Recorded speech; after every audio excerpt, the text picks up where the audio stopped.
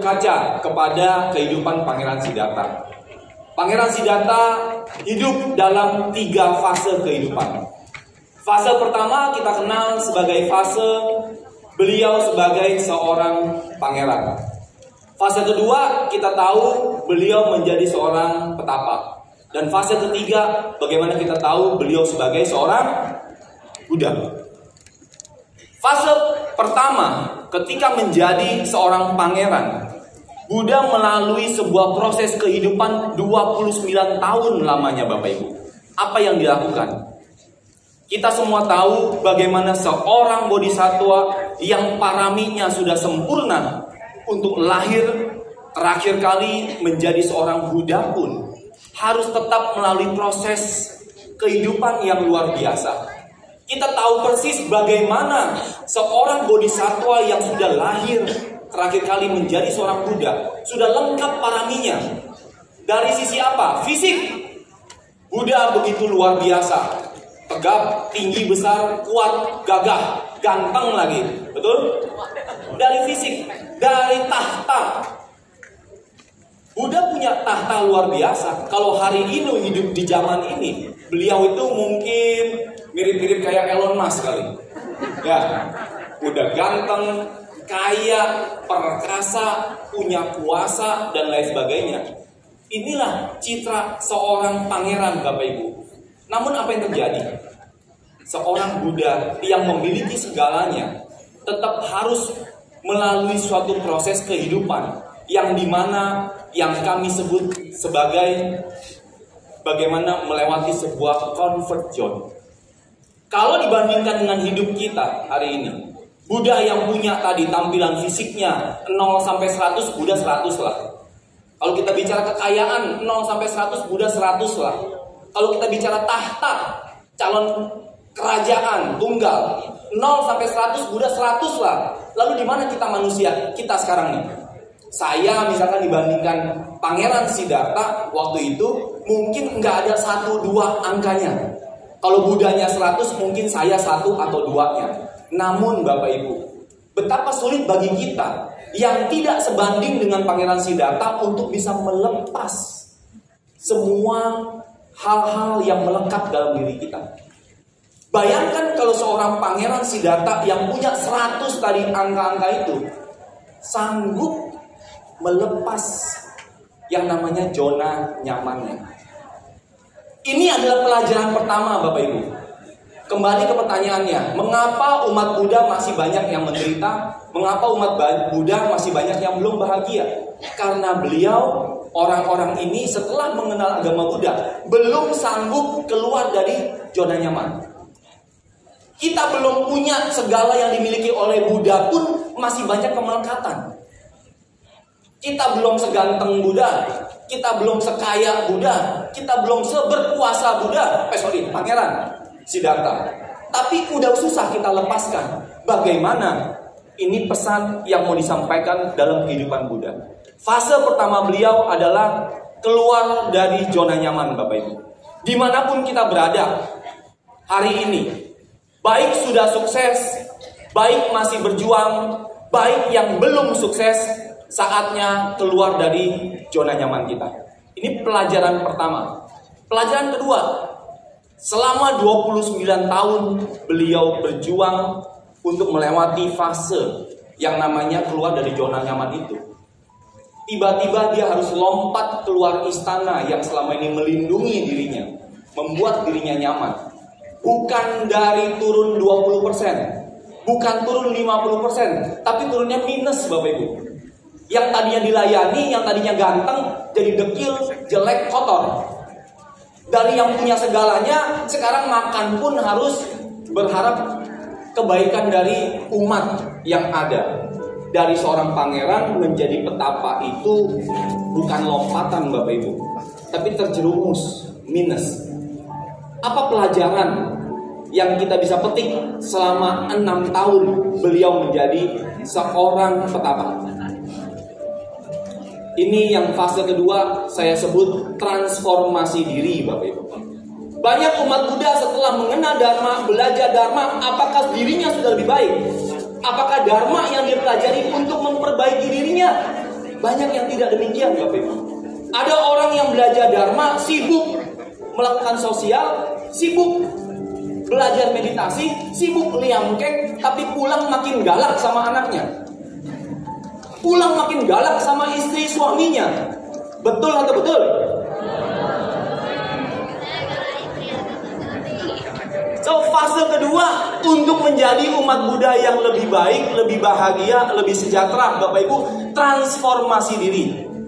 Ketika kita belajar dharma, kita belajar liamkeng, belajar meditasi, belajar apapun, sutra, yang ditujukan pertama kali bukan sibuk memperbaiki orang lain, Bapak Ibu, tapi sibuk dengan pelajaran petapa Siddhartha.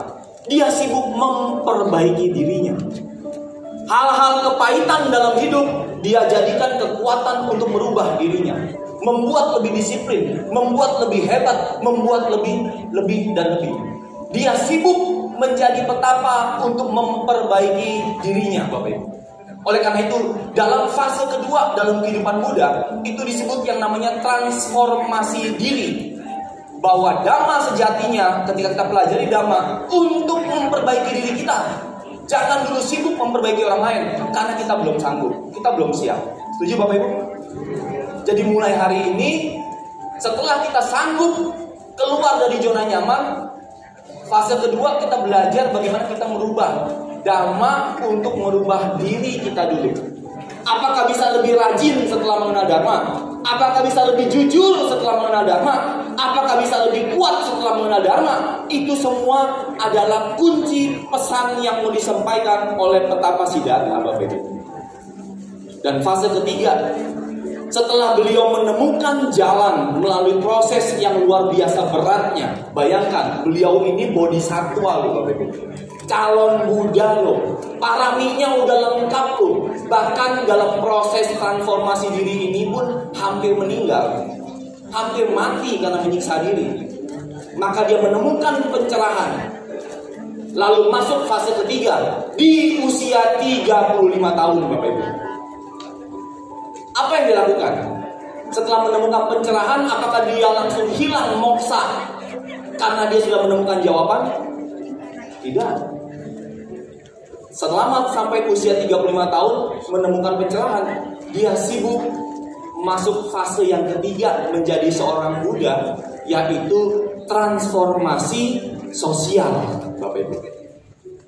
Banyak umat Buddha ketika diskusi sama Bante Arya, banyak umat Buddha sibuk hanya melatih diri, fokus mengembangkan dirinya, tapi ketika menemukan kedamaian, ketika menemukan pencerahan, lalu dia anggap lingkungan sosial itu udah gak dia butuhkan. Padahal Buddha sudah menunjukkan di fase ketiga dalam hidupnya, dia sudah sempurna, Bapak Ibu, tapi dia mau turun melayani umat, mencari orang-orang yang belum tercerahkan. Dia sibuk melakukan anjang sana keliling, bertemu orang-orang yang berjodoh sama dirinya. Dia sibuk aktif, Bapak Ibu. Dia seorang Buddha loh. Seorang Buddha pun masih keliling memperbaiki lingkungannya. Bagaimana dengan kita? Ketika kita sudah mencapai apapun yang kita harapkan, apapun yang kita impikan, apapun yang kita perjuangkan, kita seringkali lupa bahwa fungsi yang ketiga seorang umat Buddha adalah transformasi sosial. Dan beliau lakukan ini hingga usia 80 tahun, Bapak Ibu. Ini porsi terbesar dalam hidupnya, yaitu bertindak, bertanggung jawab untuk merubah lingkungan. Inilah esensi perjalanan seorang Buddha Gautama dalam melengkapi kehidupan yang ingin beliau sampaikan kepada kita sebagai umat, Bapak Ibu. Jangan kita melupakan bagian yang terakhir. Banyak umat Buddha ketika dia damai, dia dapat pencerahan, dia sukses di wihara, lalu dia lupa bertanggung jawab untuk merubah lingkungan. Siapa yang mesti dirubah? Mulai dari orang rumah. Kalau dulu orang rumah males liamkeng karena bapak ibu, karena anda, karena saya, mereka harus kita rubah. Setuju Bapak Ibu? Kalau kita sudah menemukan kedamaian dalam agama Buddha, kenapa kita mingkem, nggak berani ngomong, nggak berani membabarkan dharma, nggak berani ngajak orang? Oh, biarlah dharma untuk diriku. Itu namanya umat Buddha yang egois. Anda tahu di situ ada jalan yang baik, Anda tahu di situ ada jalan kebenaran, tapi Anda diam hanya untuk menikmati jalan dengan diri sendiri. Itu namanya umat Buddha yang egois. Itu umat Buddha sepotong. Itu umat Buddha yang katanya otaknya kurang seon. Jadilah umat Buddha yang utuh, Bapak Ibu.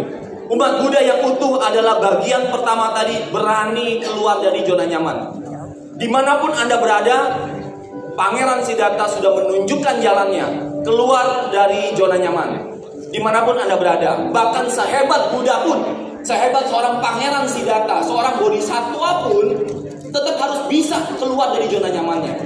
Karena kalau dia tetap masih di zona nyaman, masih di dalam lingkungan kerajaan yang memberikan dirinya kenyamanan, maka sampai hari ini kita belum mengenal yang namanya Sakyamuni Buddha. Setuju? Nah, wong kita belum sehebat Pangeran Siddhartha, harusnya lebih mudah untuk keluar dari zona nyaman. Fase kedua tadi, transformasi diri, Bapak Ibu.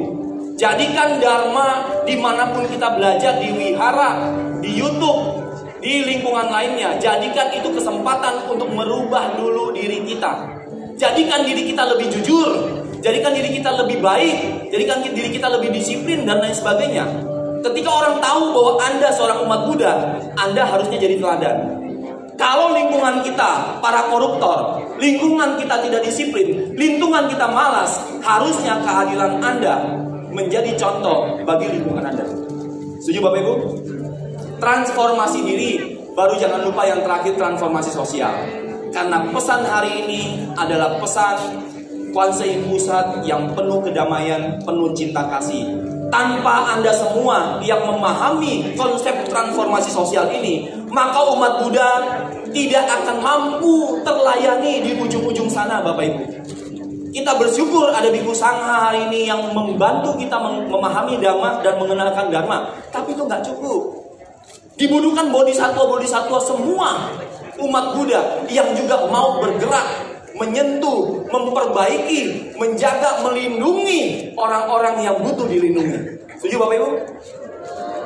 Jadikan diri Anda menjadi seorang bodhisattva dengan melengkapi proses perjalanan Pangeran Siddhartha menjadi Buddha. Semoga sharing singkat ini menginspirasi Anda menjadi bodhisattva-bodhisattva berikutnya.